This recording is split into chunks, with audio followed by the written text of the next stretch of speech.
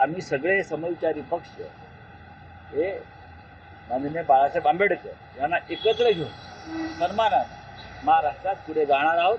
लवकरच तुम्हाला निर्णय लागेल. एक नक्की या महाविकास आघाडीमध्ये एकमत नक्की आहे की अकोल्याची जागा ही परंपरेनं माननीय प्रकाश आंबेडकरच लढतात आणि त्यानेच ती लढावी.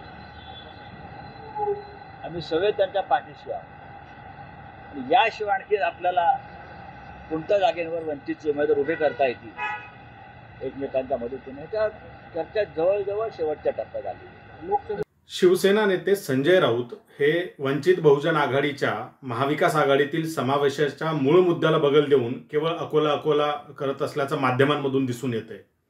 आमचं संजय राऊत यांना सांगणं आहे की शिवसेना आणि वंचित बहुजन आघाडी हे दोन्ही पक्ष युतीमध्ये आहेत. आपण एकत्र आहोत, सोबत आहोत. 24-24 हा फॉर्म्युला आपला ठरलेला आहे. त्यामुळे हवं तर तुम्ही अकोला सीटवर स्वतः लढा. संजय राऊतांनी अकोल्याची सीट लढवावी, आमची काही हरकत नाही.